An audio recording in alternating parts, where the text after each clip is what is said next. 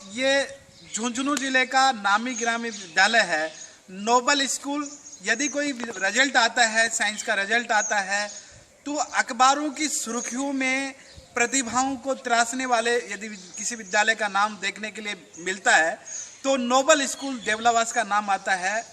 जब बढ़िया परसेंटेज और बढ़िया स्टूडेंटों के रिजल्ट के लिए तो झुंझुनू जिले की बड़ी संस्थानों के मालिक भी ये तलाश करते हैं कि आखिर नोबल स्कूल का टैलेंट कौन से पृष्ठ पे छपा होता है। वो नीचे की पंक्ति में देखते हैं, परंतु नोबल टैलेंट मिलता है सीरीज के टॉप 10 में। और उन्हीं के काम करने वाले, क्योंकि केवल शिक्षा का पढ़ाने का ही काम नहीं करते हैं, केवल स्टूडेंट को 12वीं तक टॉप नहीं बनाने का।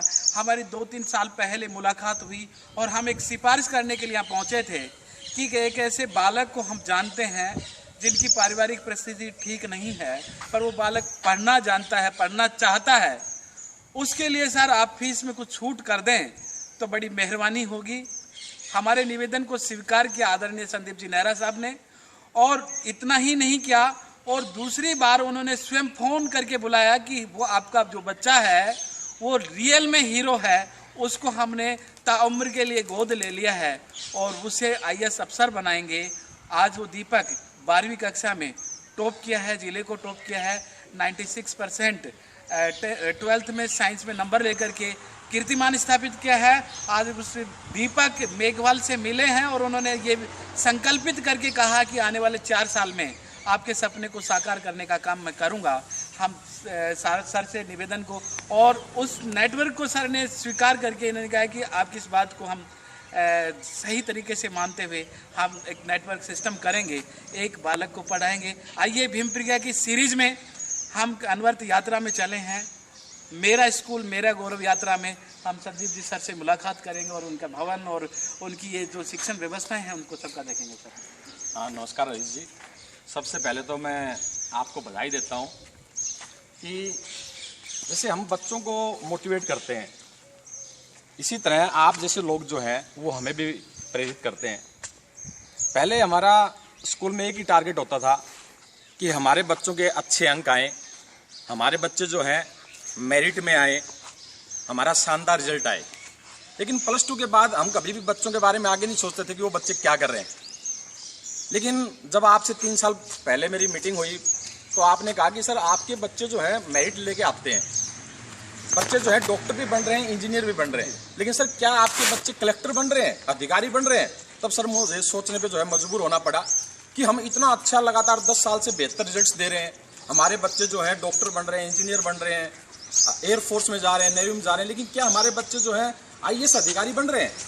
तो उसके बाद जब मैंने इस चीज़ पे गहराई से चिंतन किया तो पता चला कि जो बच्चे हाईली टैलेंटेड होते हैं, कई बार उनकी पारिवारिक परिस्थितियाँ या सामाजिक रूप से वो पिछड़े होने के कारण जो है आगे पढ़ाई नहीं कर पाते और वो हमारा टैलेंट जो है गांव में ही दबा रह जाता है।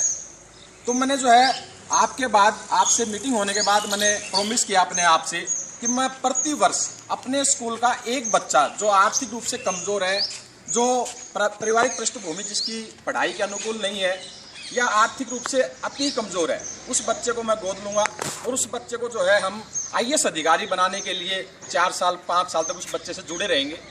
और इस प्रक्रिया को मैंने हरीश जी 3 साल से मैंने आरंभ भी कर दिया है और मुझे बड़ा अच्छा लगता है कि जब वो बच्चे मिलते हैं तो वास्तव में वो जो है स्कूल के प्रति जो है एक अपनत्व की भावना रखते हैं।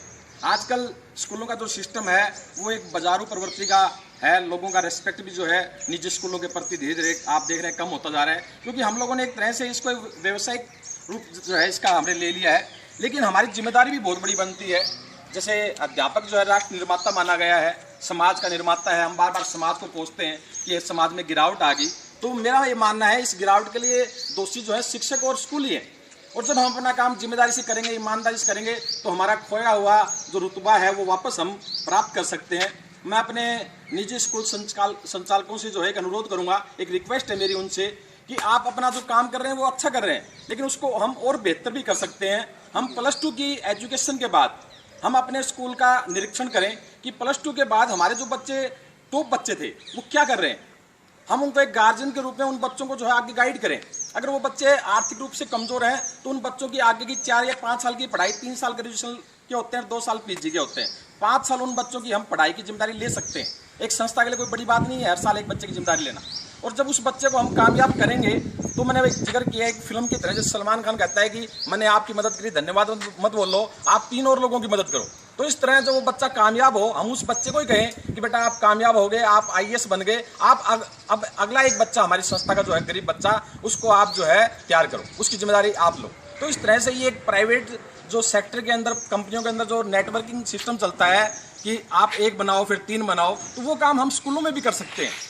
हाँ, एक बच्चा कामयाब हो, वो एक बच्चे को और कामयाब करे। और इस तरह जब सब स्कूल मिलकर ऐसा करेंगे तो निश्चित रूप से हम समाज को बहुत कुछ दे पाएंगे। जो पंपलेट और होर्डिंग्स जो हमें सम्मान नहीं दे पा रहे, वो सम्मान जो है ये बच्चे, ग्रामीण क्षेत्र के जो कमजोर वर्ग के जो बच्चे हैं, जब ये ऊंचाई पे जाएंगे, जब ये समाज के अंदर बैठेंगे, तो नेचुरल रूप से निजी स्कूलों का जो है उसके प्रति लोगों की भावनाएं जो हैं वो सम्मान की दृष्टि से बनेंगी और एक इज्जत हमें मिलेगी।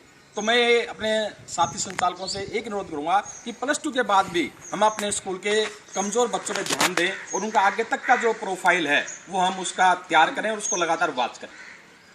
ये थी हमारी स्कूल यात्रा और आज देवलावास में ऐसा आप भी करेंगे और ये भी करेंगे कि एक विद्यार्थी को हम भी 12वीं के बाद में अफसर बनाने के लिए, एक अच्छा नागरिक बनाने के लिए, राष्ट्र निर्माता के रूप में एक जिम्मेवारी निभाएंगे। केवल प्राइवेट स्कूलों का, केवल प्राइवेट कंपनी ही नहीं बनाना है, हमें समाज के प्रति जो उत्तरदायित्व है उनका निर्वहन भी करना है। क्योंकि आज जो शिक्षा का बाजारीकरण हुआ है, मैं तो कहना चाहूँगा कि आज की शिक्षा कितनी हताश है, गरिमा को छोड़ के मुद्रा पर मोहताज है। निश्चित रूप से देवलावास के नोबल स्कूल जैसा कर्त संकल्पित होकर के इस तरीके के काम किया जाए तो समाज में नवाचार आएंगे और शिक्षा के माध्यम से एक आमूलचूल समाज में परिवर्तन देखने के लिए मिलेगा। आइए, मेरा स्कूल मेरा गौरव यात्रा में आपका स्वागत है। आप भी जुड़े रहें और हमारे YouTube चैनल के माध्यम से आप जानकारी प्राप्त करते रहें। अगले एपिसोड में हम और भी दिखाएंगे।